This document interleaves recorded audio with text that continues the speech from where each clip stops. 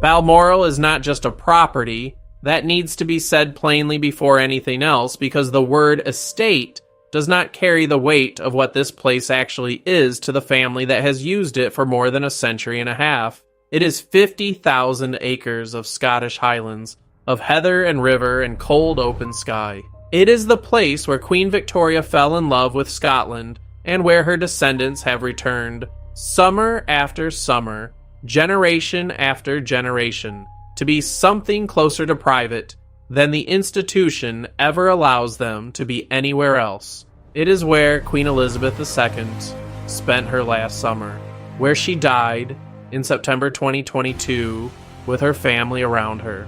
And it is where, according to people familiar with the palace's internal discussions, a quiet but consequential contest has been playing out over what happens to that place now, and who gets to decide. The question of Balmoral's future management did not emerge suddenly. Like most things that matter inside the British royal family, it has been building for a long time, moving through private conversations and institutional deliberations that rarely surface in any official form. But in recent months, royal observers and journalists with knowledge of palace affairs have described a situation in which the direction of that future appears to have shifted, not because of a public announcement, but because of something that came to light in a more private way. Instructions reportedly left by the late Queen regarding the management and character of the Balmoral estate have come to the attention of those closest to her legacy, and the reaction to what those instructions contained appears to have put Princess Anne in direct opposition to arrangements that sources say Camilla, Queen Consort, had begun to advance. To understand why this matters, and why Anne in particular is at the center of it, you have to go back further than the current reign. You have to go back to what Balmoral has always been, and what it has always been for. Queen Victoria purchased the estate in 1852, and the current castle was built over the following years to her specifications. From the beginning, it was conceived as a retreat, not a working palace, not a formal seat of power, but a place where the monarch could exist with a degree of normalcy that was otherwise impossible. That tradition held. Every monarch since Victoria has treated Balmoral as the place where the business of being royal was set aside, at least partially, in favor of walks in the hills and family dinners and the particular kind of quiet that only comes when you are far enough from London that the machinery of the institution cannot easily reach you. For Elizabeth II, Balmoral was something beyond even that. It was her truest home in a life that was lived almost entirely in public. She spent more time there each year than anywhere else outside of her official residences. She knew the land intimately. She knew the staff. She knew the rhythms of the estate in a way that comes only from decades of attention. And as she aged, as the years of service accumulated and the weight of what she carried became more visible, Balmoral was where she seemed most fully herself, dressed in tweed, moving at her own pace, with her dogs around her and the hills that she loved outside the window. She died there. On the afternoon of September 8, 2022, Queen Elizabeth II passed away at Balmoral Castle with members of her family present. It was, in many ways, a fitting end for someone who had loved that place so deeply. But her death also left open the question of what Balmoral would become under a new reign. A question that those who knew her best and understood what she wanted for it have been watching carefully. Princess Anne has been to Balmoral more times than most people could count. She grew up spending summers there. She knows its character the way you can only know a place you have returned to since childhood, not as a visitor, but as someone to whom it belongs in some bone-deep way that has nothing to do with legal ownership. When her mother died there, the weight of that loss was inseparable from the place itself. And the question of how Balmoral would be managed going forward, what values would guide it, whose vision would shape it, that is not an abstract question for Anne. It is personal in a way that is difficult to overstate. Balmoral passed to King Charles III upon his accession. It is his property now, as a private estate belonging to the monarch rather than the crown. Charles has a genuine attachment to Scotland and to Balmoral specifically. He spent much of his childhood there and has, in his later years, been particularly associated with Birkhall, a smaller house on the estate that he and Camilla have used as their private Scottish residence for many years. His connection to the land is real. But the question of day-to-day management of how the estate is run and what character it preserves and what changes, if any, are made to it, those questions have a practical dimension that involves people beyond the king himself. It is in that practical dimension that the tension appears to have emerged. Sources familiar with the palace's internal discussions have described a period in which proposals or conversations about the direction of Balmoral's management, how the estate would be used, what its priorities would be, how it would balance its function as a working estate with its role as the family's private retreat, began to move in a direction that at least some within the family found concerning. The details of those proposals have not been made public in any complete form. But what has been described by people with knowledge of the situation is a sense that the vision being advanced, or the direction being encouraged, was not entirely consistent with what the late Queen had expressed regarding the estate. The private instructions left by Queen Elizabeth regarding Balmoral, whether in formal written form or communicated through trusted intermediaries over the course of her later years, have not been disclosed publicly. What royal observers and those familiar with the family's internal workings have indicated is that such communications existed and that their contents were sufficiently specific about the character and values she wished preserved at the estate that their emergence into the awareness of certain family members carried real weight. For Anne, anything touching on her mother's expressed wishes carries a particular gravity. She was, of all the monarch's children, the one most visibly shaped by Elizabeth's example, and most clearly devoted to the values she embodied. The idea that those wishes might be set aside, or navigated around, or superseded by arrangements that served a different vision, that is not something Anne receives quietly. What has been described by royal correspondents is not a boardroom confrontation or a formal intervention. Anne does not operate in those registers.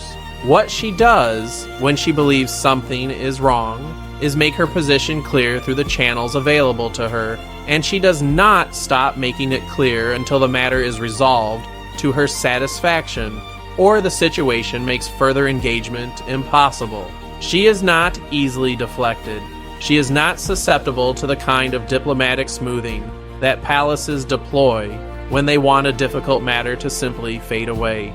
She is, as those who have worked with her uniformly attest, someone who requires an actual answer. The position she appears to have taken regarding the management of Balmoral and regarding the arrangements that sources say Camilla had begun to pursue in connection with the estate is consistent with everything known about how she operates. She did not make noise publicly.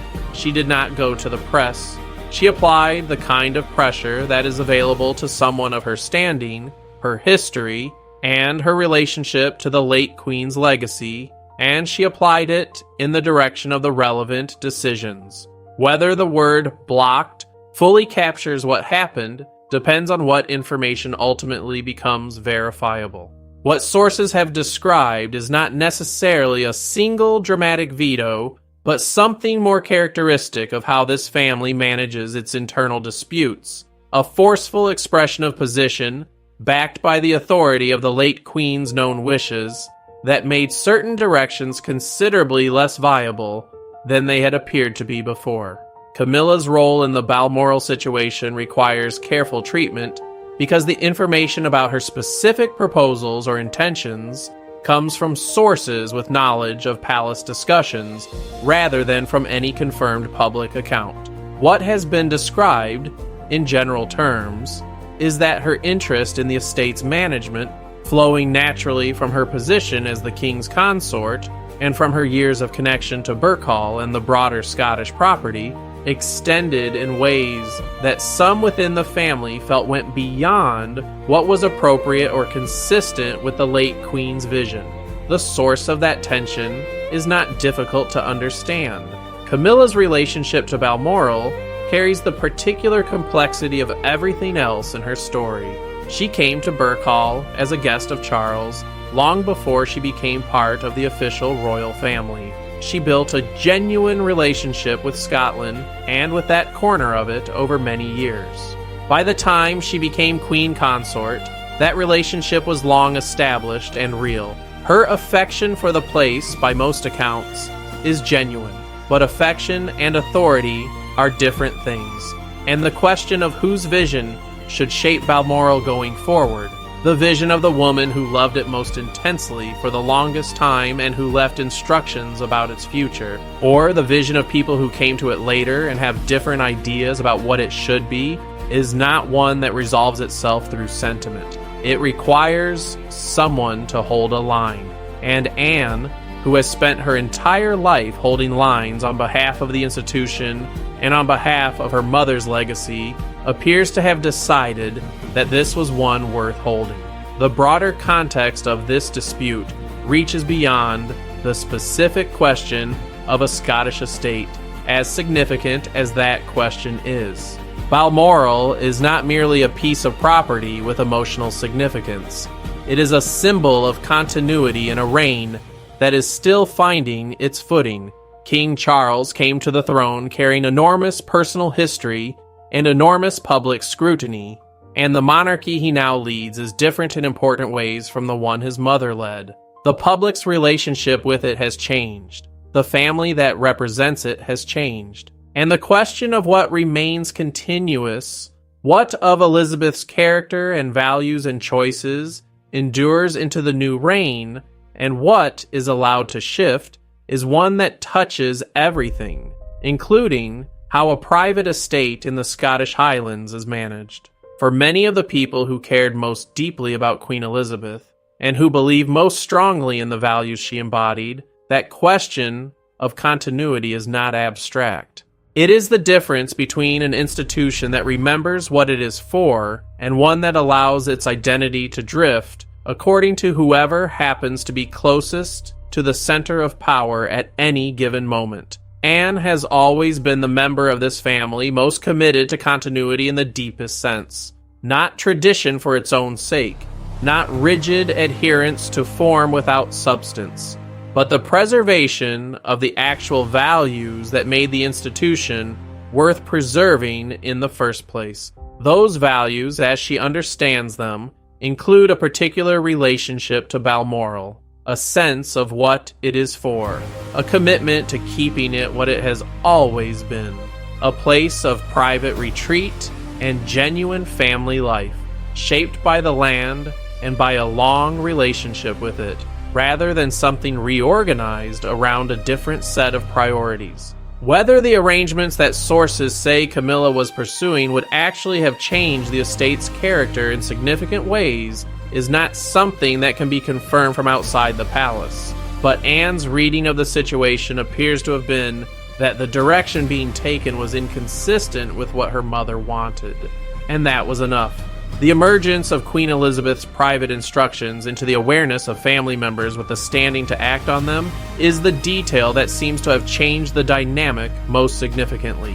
Instructions left by a monarch of 70 years are not easily dismissed. They carry the weight of the person who issued them and the weight of everything that person represented. When those instructions speak to something as specific as the management of a beloved private estate, and when the people who carry them forward are people who knew the Queen well and feel genuine obligation to her memory, their emergence into a dispute gives the dispute a different quality. It becomes less a question of competing preferences and more a question of what was actually asked for by someone whose wishes still command respect. Anne's relationship to her mother's memory is not sentimental in the soft sense.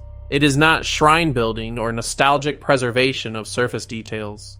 It is the harder, more demanding form of respect. The determination to understand what Elizabeth actually wanted and to see that it is honored, not because it is comfortable, but because it is right. That commitment does not dissolve in the face of awkwardness or institutional pressure. If anything, pressure tends to make it clearer. What those familiar with the current situation describe is an Anne who is not interested in being accommodated or managed, who is not going to allow the smoothing over that palace institutions tend toward when two powerful interests need to coexist without visible friction, who has, by the reckoning of multiple people with knowledge of the internal dynamics, made her position known in terms that were not easily misread and cannot easily be reversed. Where that leaves the relationship between Anne and Camilla going forward is difficult to assess from any vantage point outside the palace. These are two women who have shared institutional space for many years and who will continue to share it for as long as they are both alive. The duties that fall to each of them are not going away. The occasions when they appear together publicly will continue. The choreography of unity will be maintained, but the quality of the relationship between them, what exists underneath the choreography, in the ordinary moments that the camera does not catch and the press release does not describe, that appears to have changed in a way that the Balmoral situation has only sharpened. The question of whose vision of the monarchy prevails, whose understanding of what was promised and what is owed is treated as authoritative, is not a small question. It shapes everything that flows from it. The late Queen spent 7 decades building something. She was not naive about the difficulties of what she had built or about the people inside it. She understood the institution's weaknesses as clearly as she understood its strengths, and the instructions she left, whatever their specific content, appear to have been intended to protect something she cared about from being changed into something she did not recognize. Anne is acting on that. She is doing what she has always done, holding a line that other people might have let slide, carrying an obligation that she did not need to pick up but picked up anyway, and refusing to allow the convenience of others to override something she considers non-negotiable. That is who she has always been. That is what the institution has relied on, year after year, even when it did not say so. There is a particular loneliness to that kind of service.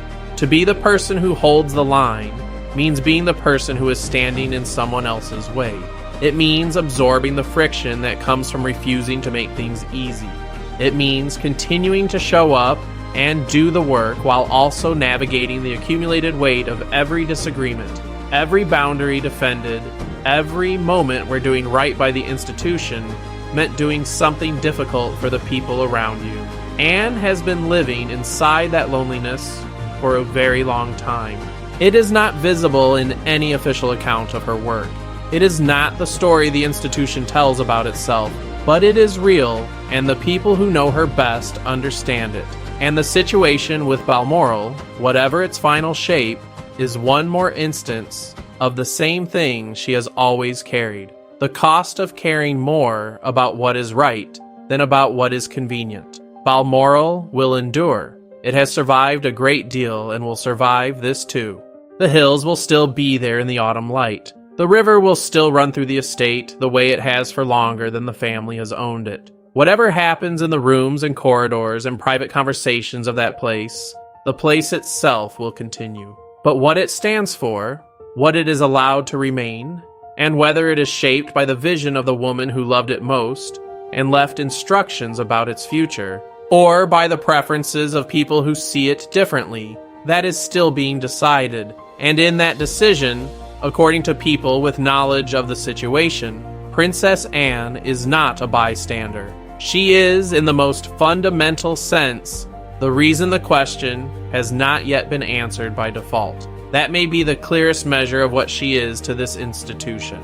Not its most visible face, not the one who generates the warmest press, but the one who, when something is about to be quietly changed in a way that should not be quietly changed, notices and does not look away. There is something that the public narrative around royal succession tends to miss, or at least to underweight. The focus, whenever a monarch dies and a new one begins, falls almost entirely on the person who takes the throne, their character, their history, their vision for the institution they now lead. That focus is natural. The king is the center of the constitutional structure, and what he does matters enormously. But inside any royal household, the actual day-to-day texture of how things work, the decisions that get made before they reach the king's desk, the priorities that get advanced or quietly shelved, the character of the people who move closest to the center, that texture is shaped by many hands, not just one. Camilla's proximity to Charles is not merely emotional or symbolic, it is practical. She is the person who is with him in the private hours, who travels with him, who is present for conversations that do not appear in any schedule. That proximity gives her influence that flows through the relationship itself rather than through any official role or formal authority. Most consorts in history have exercised influence in exactly this way. It is not sinister. It is simply how proximity to power works, in royal families as much as anywhere else. But proximity and transparency are different things, and the concern that sources have described in the context of Balmoral is not about the fact of Camilla's influence, but about what appears to have been done with it. Whether the vision being advanced was one that had been openly discussed with those who had a stake in the outcome, or whether it had moved along channels that kept other people in the dark until decisions were closer to settled than those people would have chosen. This is the kind of thing that is almost impossible to adjudicate from outside. The specific conversations that took place, the specific proposals that were made and to whom, the specific moments at which information did or did not reach the people who needed it, none of that is available in any verifiable public form. What is available is the testimony of people who say they were close enough to the situation to understand what happened, and the observable fact of a change in dynamics between Anne and Camilla that those same people regard as a response to something real. Anne's response, whatever its precise form, rests on a foundation that is not easily challenged. The late Queen's known wishes regarding the properties she loved are not casual preferences. They are the expressed intentions of someone who spent 70 years serving the institution and understood its needs at a level that few people ever reach. To have those intentions in hand, to be in a position to say this is what she wanted, this is what she asked for, this is what the record shows, is a form of authority that does not depend on title or proximity. It depends on truth. And truth, in a family built around duty and obligation and the honoring of commitments, has considerable weight. The specific contents of any instructions the late Queen left regarding Balmoral have not been made public. It would be wrong to present speculation about those contents as anything more than that. What royal observers and sources familiar with the family's internal dynamics have indicated is that instructions existed, that they were specific enough to be meaningful in a dispute about direction, and that their emergence into the conversation changed the terms of that dispute significantly. Beyond that, the details belong to the private world of a family that guards its private world very carefully. What can be said is this: Balmoral mattered to Elizabeth in a way that she made clear throughout her life, not just in private conversation, but in the pattern of her choices. She returned there every summer without exception. She hosted family gatherings there. She drew on the landscape and the rhythm of the estate to replenish herself for the work that the rest of the year demanded. And in the final years of her reign, as her public schedule contracted and the effort required to maintain even a reduced level of public duty became more visible, Balmoral remained the constant. She was there when she died. That is not incidental. The question of how you honor a life like that, what you preserve and what you allow to change, whose understanding of it you treat as authoritative, is not one that any institution resolves easily or cleanly. There are always competing claims. There are always people who knew the person in question and who hold different pictures of what she would have wanted. There are always people with legitimate interest in the outcome who see things differently in good faith. Anne's claim to authority in this particular question rests on several foundations. The depth of her relationship with her mother, her own decades-long connection to Balmoral and to Scotland, her record of loyalty to the values the institution represents, and the specific instructions, whatever they contain, that give her position something more concrete than personal preference.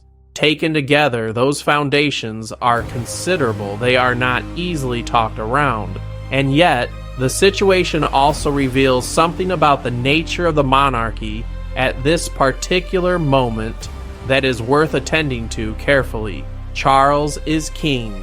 He owns Balmoral. He will ultimately make whatever decisions about the estate's management that are made, or at least give his assent to them.